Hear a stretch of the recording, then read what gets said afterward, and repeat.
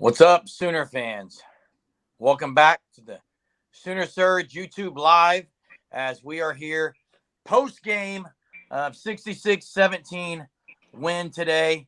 The University of Tulsa. Guess you could call this a road game, but obviously more Sooner fans in the crowd today.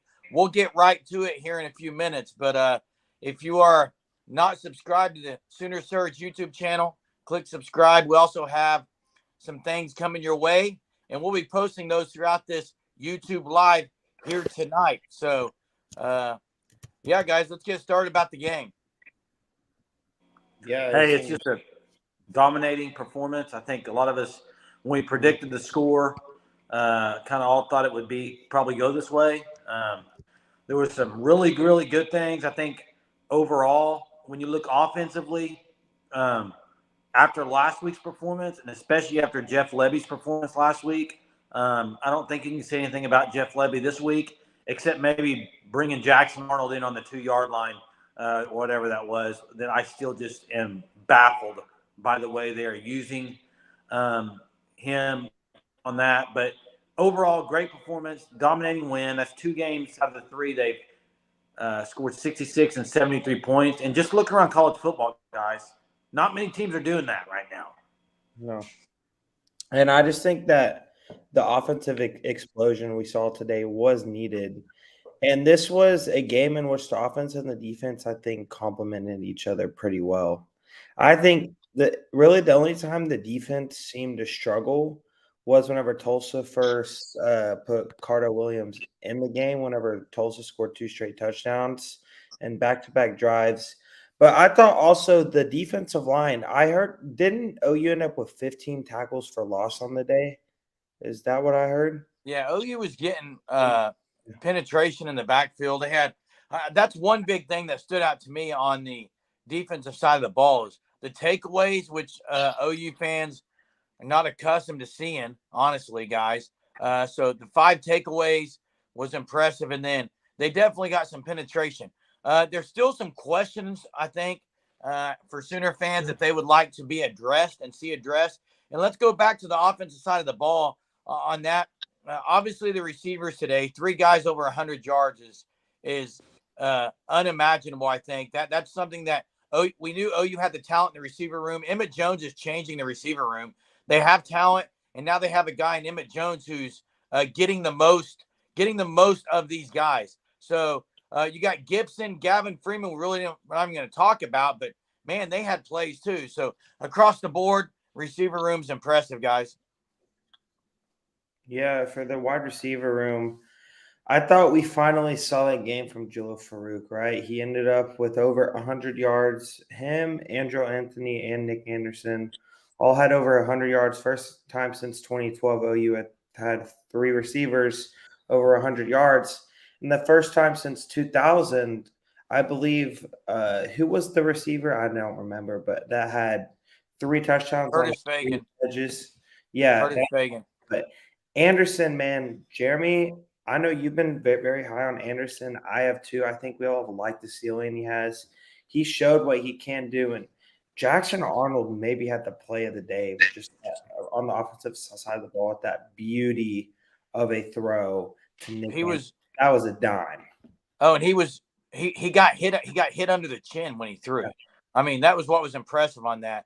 Hey, but you talked about Jeff Lebby, and he clearly called a good game today. They took shots early.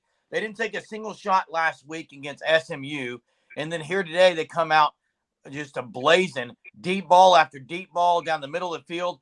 But listen, DG, it was TU. We get it, okay? Expect these numbers. But I want to just talk about a little bit about a couple of plays. He did make progressions better today. There was a play where he hit Andrell Anthony, I believe it was Andrell Anthony, in which he looked left, came middle, and then came to the right side. Progressions were better today. I would guess that's something they talked about last week because that's been a weakness. It's been a question and a concern for Sooner fans for some time. Yeah, and DG is a good quarterback. We've talked about this before. And but when you watch like the deep ball especially, he threw the deep ball well today. But to me, the biggest where he gets into trouble on the deep ball is when he waits too late to throw it. A couple of times, especially the Freeman one where it was intercepted. If he throws that earlier, it's probably going to be a completion. But he waits, and he does not have the arm strength. You're not going to overthrow Gavin Freeman, and he doesn't have the arm strength. When he has to rear back and throw it, it gets too much air, and that's when he gets in trouble, I think. And you watch Jackson Arnold throw it, it's a little different because Jackson Arnold's arm is a lot stronger. But Gabriel today was very accurate, very, very accurate. And he played a great game. Guys, those are Heisman-esque numbers today. I know it's TU, but you talk about 3 incompletions, 440 yards, and 5 TDs. I mean, now we just got to see, can he do it in a big, big game? Well, his TDs are up this year. Look at the amount of TDs he's throwing this year. I think, that shows that it's up. The running back room, guys, was interesting in the fact that Tolly Walker, no carries. Marcus Major, 1 carry that got called back on the hold. Levy and offense and company seemed to go with only Barnes and Sawchuk today. I thought that was interesting. It makes a lot of sense. I mean, he said it in his press conference, they need to get them going. They saw what they had with Walker and Major in the first 2 games. Now you let Barnes and Sawchuk kind of get their feet, go and get the rust off. And then you kind of do what you have to do with the 4 of them. I mean, I think the 4 of them will all play. Cincinnati, Iowa State, and then Texas, you'll really know. But you got to get them going. Sawchuk and Barnes they didn't get many snaps in the first 2 games. Now you give them this game where it's pretty much all of them. So I think that was just a decision for Levy to get 2 and 27 more involved, like he said last Monday. Well, and they looked a little rusty, in my opinion. I thought they were rusty. But I will say this. We saw the 2-back set with them, which I liked. And they sent Sawchuk in motion quite a bit. He's kind of like a safety valve on that play. And DG hit him a couple times on it for not a whole lot. But it changed things up with that look. I'll say that. Barnes, I felt like in the 4th quarter, had a couple good runs. Maybe he was getting a little bit used to being out there. I still think he is a big, powerful back. I wish he needs to just hit the hole. I think he's a little bit kind of dancing a little bit, maybe just from my perspective where I was sitting today. But I don't know if it showed on TV or not. Yeah, and I think with Javonte Barnes and Gavin Sawchuk, they seemed, I would say, just hesitant in how they were playing. Like they weren't hitting the hole at full speed. It seemed like they were seeing things. Rusty. Yeah, they weren't seeing the cutback lanes and the zone running scheme. And there was like a couple plays where Sawchuk or Barnes, they could have potentially bounced the ball outside and had 10, 15 more yards on the play. But it's just that they hadn't really played much this year, so they're getting that rustiness off of them. They're getting used. They're getting everything back. And I think I was shocked that neither Ty Walker or Marcus Major played today. And the biggest thing that is shocking is there's no 2 running backs yet that have solidified themselves as the top 2 backs. So there was a question going into conference play. Well, that's partly due to the line, too. The run blocking hasn't been exactly stellar, in my opinion. But, hey, one thing Levy did do a lot today is he showed some eye candy. He showed some smoke screen type stuff for future opponents, I thought. I thought that was interesting, unveiling some trickery, unveiling a lot of motion and packages that opposing defense are going to have to really pay attention to. Yeah, I wasn't a huge fan of the trickery there in the second half. But I understand why they're doing it. I just don't think to me, it's different if you put a quarterback out there that's not Jackson Arnold. But anybody that watches any type of football at all knows who Jackson Arnold is, and knows he's a 5-star quarterback. You're not fooling anybody putting him out at receiver. First thing my thought is it's going to be a double pass, right? I mean, you're not going to throw it to him. I don't get why you're complaining about Oklahoma finding ways to get Jackson Arnold on the field. Because I would rather – to me, Jackson Arnold is just a stud quarterback. He doesn't need to be doing this gimmicky stuff. That's just my opinion. He's a stud quarterback. They let him throw it more today. But he doesn't need to be a wide receiver. That's dumb. They did let – No, that's not dumb. The wide receiver was setting up that double pass or the pass. I understand. So that's not dumb. And second of all – you're not can you let me talk for a second? Jeez. Yeah. Second of all, Arnold, if you're nitpicking this, the thing should be they should stop running him up the middle and move it more towards the outside because that's where he's better as a runner. But I don't see a problem with them trying to find ways to get him in meaningful situations. Yes, I don't think they should be treating him like Blake Bell. But B, if that's what it takes to get him onto the field, I mean, you got to get him on the field. Regardless. Offense was great today, guys. Again, the receiver stood out. This is 2 out of 3 games OU's put up in the 60s. The offense is going to be strong this year, it seems to be. Big key is really the progression of DG when pressure games arise. Is he going to are we going to continue to take shots in big games, or are we going to settle down for dump downs like OU did last week? But let's switch over to the defense for a second, because really the defense, again, outside of a few possessions, guys, there's some things that stand out on defense. One thing specifically to me is the linebacking core is top notch at the University of Oklahoma right now. Yeah. We know Venables coaches that position specifically, like that's kind of his MO. But Jaron Canick and Stutzman, everyone knows what Stutzman is. He's a Butkus Award possibly winner this year. He's definitely going to be in contention. I just thought that play where Jaron Canick brought pressure from the outside and literally was gaining ground on Cardell Williams demonstrates the speed that Jaron Canick has. Hold on. Not 1, not 2, not 3, not 4, but 5 interceptions from this defense. 5. If you're not satisfied with that, then I don't know what you can be satisfied with.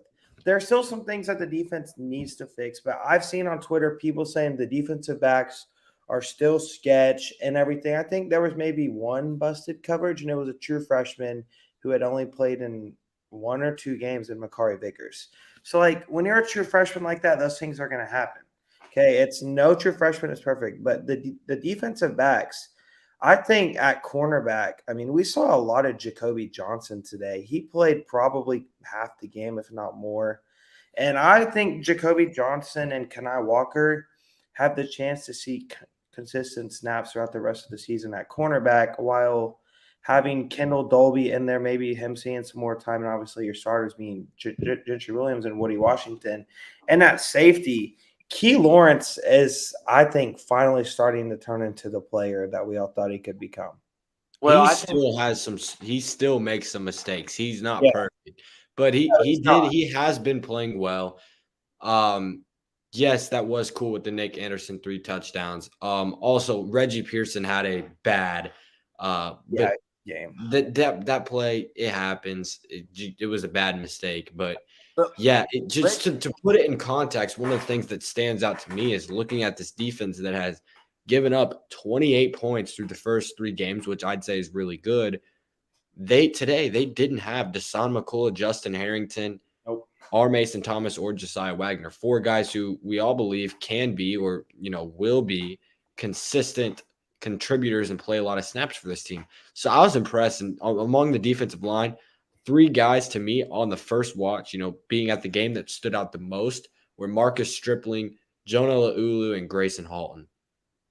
Yeah, and Trace Ford had a good game too. Yeah, that's another one. But here's the thing. This year's defense is, if you, watching the game today, they had that second quarter where TU kind of got going a little bit, and OU wasn't really bringing any pressure at all. Then they decided we're going to bring some pressure and totally changed the rest of the game there in the second half. PJ Abare got a sack. They started dialing up a few blitzes, Canick, and different things, and it kind of shut the door on that. And it looked like they were playing that zone coverage where they got lost a few times. And you're playing guys like Vickers, who probably the 3rd defensive back to come in. So things like that are going to happen. But overall, the defense was, again, sound. I thought up the middle, the run defense was really good. They had a couple, like on first down, they got 7 yards or something. But overall, nothing like we're used to seeing from this defense in the last few years with gaping holes, running the ball, and stuff like that. So you got to be – and the tackling again, guys, the tackling again was outstanding. It does seem to me that this defense, while they may not have some 5-stars in the middle of the D-line, they do seem that they're going to pride themselves on shutting down the run and making teams one-dimensional. which is going to be huge going into November. You've got to stop the run first. They've done that pretty well. They haven't allowed, like you said, gaping holes. And as Jimmy said, this is not last year's defense. The speed and the depth, okay? It's the speed and the depth to me are the two things that last year's defense did not have. This year's defense actually has been getting stronger even longer the game goes. So I think that's testament to the depth and everything that they have there in Norman. Yeah. And there was a few times something that I was frustrated with where it's almost like Tulsa, they ran like a power sweep play, I want to say. And the defensive ends just were not setting the edge on that. I think that was mainly the issue last year on the defensive line, was really not being able to set edges. So, but now I'm not going to complain because Oklahoma, their defensive line, they played a great game. There was a few plays where they didn't set the edge well, where I felt like they should have. But outside of that, I mean, I thought they played a pretty good game. And, I just think that with Oklahoma's ability to move so many guys to different spots, like we saw Kip Lewis, he came in and played cheetah at points. I mean, we've just seen so many guys that can do so many different things. And it's so true that this team has competitive depth, but even more so to go farther along lines of competitive depth. They have so much position versatility as well. Brody, talk to the viewers about the free Discord link here. Yeah, so Discord's free right now. That's just a link. You don't have to put in like much type of information. You just log in through Discord. That is how you're gonna have constant communication with us. Over text, over voice chat, over voice call, whatever it may be about, football, basketball, softball, all things related to Oklahoma athletics. And it's free. I mean, that we're all going to be on there having constant communication. This is the best way to communicate with us. And, we're all very excited about it. This is how, any info we get that doesn't, necessarily go out on a video immediately, that's going straight to Discord. Videos and stuff like that, you get notified in Discord. So really, there's just a tons of perks that come with it. And, we're all really excited about the Discord. So it's free. Just go ahead and click that link and that you will get constant communication with us. That's the next step up from subscribing. The next step up from watching our YouTube videos is getting in Discord with us. Yeah. And guys, another game where Plaster doesn't get an opportunity. He punted. Yeah, he got one punt. I hope this is the common thread throughout the year, though. Yeah, that would be nice. One thing that goes unnoticed is Schmidt is automatic on the kickoffs. The dude, corner of the end zone, in the end zone every time. I mean, he's pretty automatic. So that's great. I thought the return game today was great. Yeah, it's nice. Fluke, other than the fumble, it was great. Guys, there's two things, or there's one thing that to me I liked seeing so much about this game today. And also a couple other things I like seeing is Oklahoma State lose to South Alabama, and Texas might be getting ready to be trailing Wyoming. But I just like to see Jeff Lebby, after coming out with all that criticism last week, that terrible offensive performance calling the game he had last week, because that was atrocious. He comes out, first play of the game, dials up a deep ball. They go about 90 yards in 2 plays. I just like to see it. I think that's how you respond. And just getting guys like Jalil Farouk the ball, that is how this offense is going to be at its best. And that's exactly what they did today. Get Nick Anderson the ball. Get Jalil Farouk the ball. Get Drake Stoops the ball. Get Andrell Anthony the ball. That's how this offense goes. Yeah. DG's got to understand now. I mean, he's seen how many guys now go up and make plays. Give the guys a chance to make plays in big games. They're going to go make them. I mean, Gibson has made 3 highlight reel catches. Yeah. That catch Gibson made today was probably the toughest catch of the day that any Sooner made. I don't know. I think he got brand new hands or something after the spring game, because he looks like a completely different player. And that's Emmett Jones is there, Jackson. That's part of the reason. Well, he was dropping them in the spring. But, yeah, I think the development over the summer and fall helped him. And, I think Jane Gibson and Anderson's ability to finally get on the field is key for Oklahoma, because for them not just being able to have to rely on Anthony, Farouk, and Stoops, but have guys like Freeman, Gibson, and Anderson. Well, and they even sometimes can turn to guys like LV Bunkley Shelton, Jaquez Petaway. Right. So they're 6 or 7 deep consistently at wide receiver, maybe even 8 deep on some games. So I just think the wide receiver depth has showed. And Dylan Gabriel, man, he had himself a heck of a game. I mean, Hey, I don't yeah, care who he's playing, who OU's playing. What was it? Almost 500 yards. It was yeah, like 240 or something like that, and yeah. 5 touchdowns. I mean, that's incredible. And I know people are like it's Tulsa, it's Tulsa. Who cares? The dude still had almost 500 yards and had 5 touchdowns. It's And like incredible. I said earlier, that's not the most impressive thing to me that DG did. It was I I think it's clear there was some discussion this week. I'm not saying all that was on Levy last week about no deep shots. I think there was some discussion. They watched a lot of film and they could see that there could have been some shots taken even last week, guys, with progressions that DG made. And there was a thing that I saw from the offense that I was very satisfied with that I don't even know if I've seen talked about was the ability for them to not allow their drives to get stalled by penalties.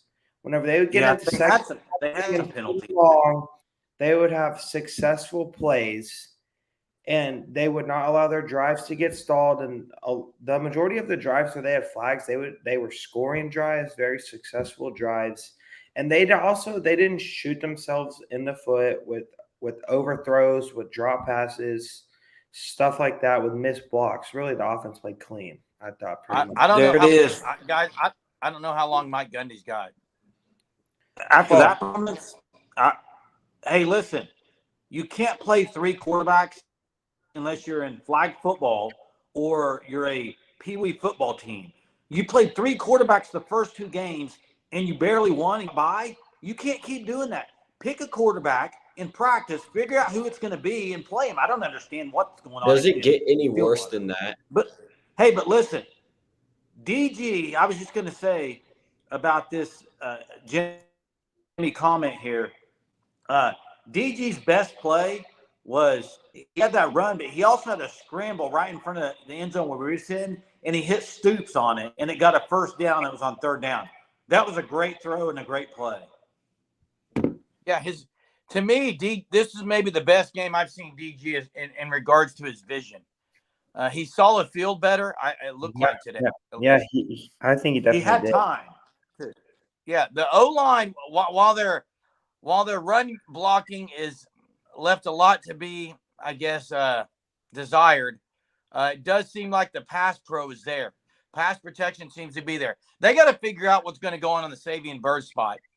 Well, okay, I read something that they said on the He broadcast. got that injured. Bird, yeah, he got hurt. So I didn't realize that. I originally thought he got benched again, but he got hurt. Yeah, he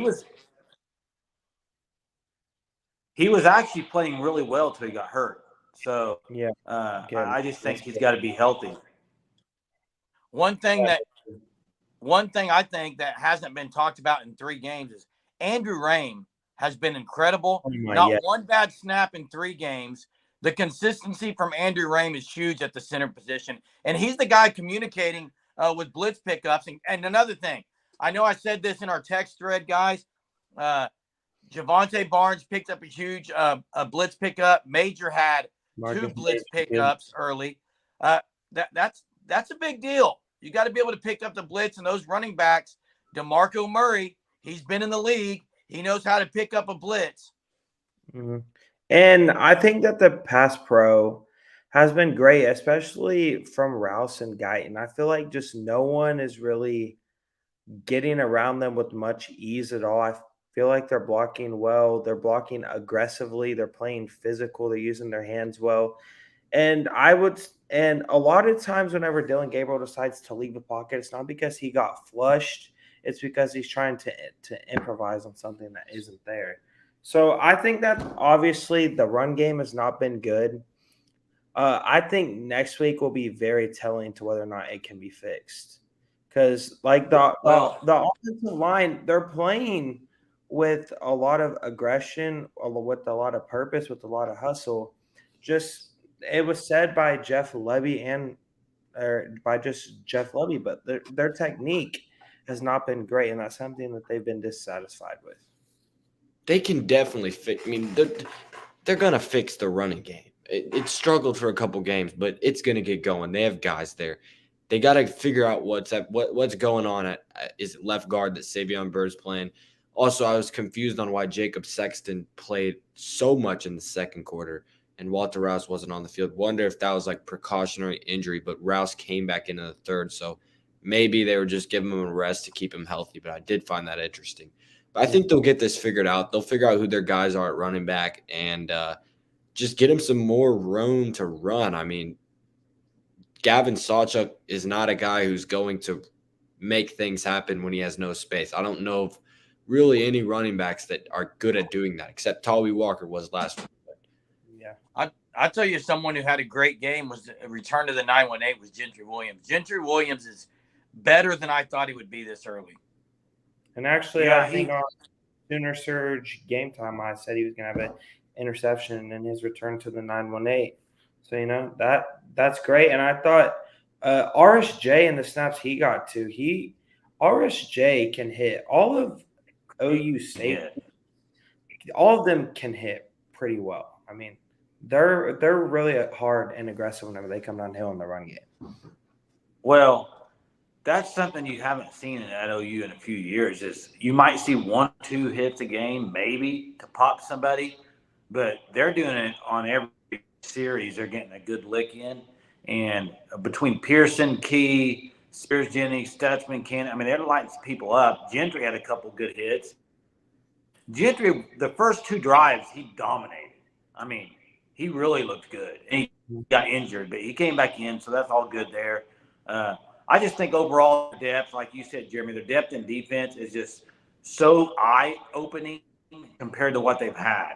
I mean, the roster turnover that Brent Venables made on the defensive side in 2 years is pretty wild. Yeah. And did you see, I mean, you mentioned Marcus Stripling earlier, Brody. We've talked about it on here before. The gains he made in the weight room in the offseason. He's not a small D end anymore. He's a guy that actually could even move inside some. And you saw him with some penetration out there into the backfield. Well, he's put on a lot of weight, and he's chomping at the bit to get in there. Well, I also thought Grimes, he looked solid too in the snaps he got. Really, the whole defensive line had themselves a pretty good game. Hey, guys. Played well. I don't know the exact amount of QB pressures they had, but I would say it was between 20 and 30 because they created a lot of havoc even though they weren't able to get sacks. It wasn't that high. Let me look right here. It was. What were you going to say? They had 1 QB hurry. Yeah, and it was credited to Grayson Halton, but I do. Oh, wow. There was a lot of times where they did hurry the quarterback that just didn't get credited for a QB hurry. Because I know what you're talking about, Jackson. They did a really good job. They were back there a lot. Yes, they were back there a lot. Here, guys, I don't mean to get off topic here, but Wyoming has 1st and goal from the Texas 8-yard line with a chance to go up 14-10 with 10 minutes left in the third. So Texas on upset watch again. But yeah, I like to see. I thought the defensive line they didn't get home much, but to your point, Jackson, they were in the backfield quite a bit. They weren't getting the sacks, but the pressure was there. And I thought for the interior too, their ability to win one-on-one has been a major step up. It will really for the whole entire defensive line because. Like today, they were without R. Mason Thomas on the edge. It's the second game this year he hasn't played. I'm not sure what's going on there. But I just hope that he's healthy going into conference play because if you add him to an edge group that's playing great, like today we saw a lot of PJ Adebore. He had a sack, right? He flashes so much. Like I don't know if I've ever seen a defensive end, and I don't understand how a defensive end's arms can be that long. I mean, that dude has the longest arms I've ever seen on a human. It's like, I mean, it's just incredible. And I think his ability to flash when he rushes the passer, I mean, he's going to be a special player in the future. Yeah. They're deep for sure at defensive line, as they are in a lot of positions. I mean, you probably, if I were to pick a position group to me that's had the best year so far, I would pick wide receivers. I just think, other than last game, which they didn't play a lot of them, like they just didn't get the chances. But guys, they had 2 drops, I think. It was at Freeman and then Anthony last week. Other than that, they've caught everything. Everything. The jump balls, Anthony today made a couple catches kind of sliding sideways. They've been outstanding. It's been crazy. Anthony, I don't think there's no way anybody thought Anthony was going to be this good this quick. I don't think. No, and the other thing is they're not. They're creating space. They're getting open easier, and the yards after catch have seemed to be a lot better. Maybe it's because they're getting into some playmakers' hands, but who's going to lead the team in receptions this year? It's Drake Stoops. He's going to catch 6 to 10 balls a game on the little quick pass to him. There's nothing you can do about it. He's going to get 4 or 5 yards every time. Yeah. The touchdown to him, that could have been a pick was 6. An outstanding play. Wait, what? The touchdown. For who? The first touchdown was Randy Mimosa. Oh, yeah. Oh, yeah. Stoops. Yeah, Stoops. That was an outstanding play call. Like, well, we've seen that where last year they would run that so much when they would use it as more of jet sweeps. Now they bring guys across, they fake jet sweep it. Gabriel can take one step to the left, throw it to him on the right. They're wide open in the flat. I mean, there's so much that they've been able to build upon and creativity off their short passing game. But I mean, I would like to see more creativity in the run game, and I think all of us would. That's just a struggle, and I hate to creativity in the run game though. How are you going to be creative in the run game? Well, maybe try some like sweeps and some tosses and stuff. All they do is run up the middle. They never try and get their guys out on the perimeter in space. They do that with a throw game, which is pretty much a running game. Like even the touchdown to Stoops, as we see in the comments, my boy Stoops is a chain mover. He is. That's exactly what he is. He moves the chains. He catches everything in sight. But one thing on that was Farouk coming in motion. It was a fake pitch to Farouk, fake little shovel pass. Yeah. And then it was a fake handoff to Barnes and then a roll out and hit Drake Stoops. I mean, that's nearly impossible to guard, especially when the QB's reading that. So, I mean, that's some great eye candy there. Mm-hmm. Yeah, and I just think that just the ability to make a lot of different things happen, to use the eye candy, as you said, Jeremy, to just really allow the receivers to get into space where they have the most success is key. Because Farouk, he can make a lot of stuff happen after the catch. Anthony can with his speed. Stoops can, because Stoops is just a dog. He'll do anything to get the extra yard or two. And even Freeman, he hasn't got a lot of looks at receiver, a lot of catches, but Freeman, there's going to be a game or two where he's going to hit 2 or 3 probably massive chunk plays, and we're going to be like, yeah, that's the explosiveness we knew Gavin Freeman had. Did you guys see South Alabama troll Oklahoma State on Twitter? They posted their 65-yard touchdown run, and they tweeted boom parentheses ER, so basically says boomer. But yeah, that I still can't believe that they went down with that. They got paid $300,000 to go in there and whip their butts. But anyway, hey, what would y'all think? What would y'all say is, if you had to look going forward with the schedule OU has, what would be the Achilles heel for OU slipping up here to lose a game? Like, what is the biggest thing that would cause them maybe to lose? Like, what do you think is the Achilles heel for OU this year? For me, it would be the inability for the offense to sustain drives whenever they need to. Because just like I said, there's been times where they've killed themselves with a holding penalty, a false start, and they cannot seem to get themselves out of that hole. But finally, against Tulsa today, we saw it. So if they're unable to do that, and if they cannot sustain drives, I think that next week versus Cincinnati, they could slip up. Now, I don't expect OU to slip up next week, but Cincinnati is going to be a good challenge for OU. To me, the Achilles heel is, this lies solely on, in my opinion, Levy and DG as far as are in big games. Are we going to take risks? Are they going to take shots continually? Are they going to play it safe and do dump downs and little flare routes? With the defense that OU has this year, I think you got to take risks. You got to be a risk-taking offense. You got to put the ball in the air, let these receivers go get it in big games. Because, guys, if they score 40 a game, they're going to be in the playoff. You think if they Don't you score think? 40 a game, they're undefeated? They score 40 a game, I don't think they're losing this year. Yeah, that's a realistic possibility. 40 points a game with a defense that is probably giving up like 19 to 20 But they only games. scored 28 against SMU. Right. Yeah. And So, what they do I mean, they weren't aggressive at all. Nope. Agreed. It was conservative. Texas is tied with Wyoming heading into the third. My Achilles heel is the lack of aggression. If Texas lose this game, it's unbelievable how every time they say they're back, they fall to the face of the earth. I don't know. The Bama win looks less and less impressive after their performance today. Wyoming already beat somebody. What's the score on Colorado right now? I don't know. I knew that Shador Sanders just threw his first interception.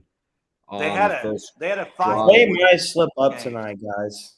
Cincinnati is headed to. I called Colorado State beating them. Cincinnati, they had who Oklahoma Colorado State, it looks like it's 4th and 6 on the Colorado 33. Cincinnati is who Oklahoma gets next week. They are currently headed into overtime with Miami, Ohio at 24-24.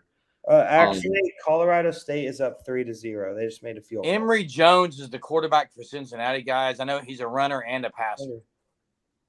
Yeah, and they're struggling to beat Miami, Ohio. They're in a dogfight with them in overtime. So, well, I think it's safe to say that Oklahoma should handle that game pretty easily. It's in Cincy. Are they on the road? No, they're at home. Who? Cincinnati's at home right now. It's a rivalry game, though, guys. What is? Yeah, it is. Cincinnati and Miami, Ohio. Okay, yeah. It looks like Colorado just committed a penalty, so Colorado State is 1st and 10 on the 18-yard line. So it'll be and Colorado just got an interception. Never mind. But it's just college football is crazy, and I think it'd be the most ironic thing if Texas lost and they fell back to the face of the earth after their fans go abysmal, after they go insane, not abysmal, but they act like they're back, they're on top of the world, they're going to win the national championship. You might as well hand them the trophy now, and they fall down to the face of the earth and are the good old Texas that we know them to be. I hope. I don't know. Probably need Texas to win this, to be honest. I agree. Yeah. I agree. As much as I would like the to Big 12's awful this year. It's not good. The Big 12 is awful. I don't understand what's going on there with the Big 12, but it's looked bad. You know who in my opinion is I think you got OU Texas. You know who I think the next best team is? UCF. Kansas. Yeah, Kansas. it's yeah. Maybe Guys, Kansas. OU's got to go to Lawrence. That's OU's got to go to Lawrence. You know who might be trip up the here. worst team in the conference right now? Not might. It is OSU. It is OSU. It is OSU, yeah. There's no maybe. They are. Is that game in Lawrence or OU Norman? Lawrence. It's in Lawrence. Oh. Would you say that Oklahoma State's worse than Houston? Yeah. Oh my God. South Alabama, 33-7. They got manhandled by South Alabama. 33-7 is cringe, guys. Do you know That what- team is worse than Hey. Arkansas State. Do you know what they were ranked in defense? South They were Alabama ranked going into the game. 32nd in pass defense out of 133. Yes, they were next to last. And they And scored you played 7. 3 quarterbacks. The saying is if you have we could two, go on. OU's taking you have none, but they have three, so they have more than none. They're off. OU's taking care of business. OU's taking care of business. They get another win today, 66-17. A lot of great positives that we have taken from this game. There are some concerns, I guess you could say. One, I think that headlines the top of that is the injury situation moving into the next few weeks. So make sure that you are part of what's going on at the Sooner Surge. We'll keep you up to date on injury situations, on previewing the Cincinnati game coming up this week.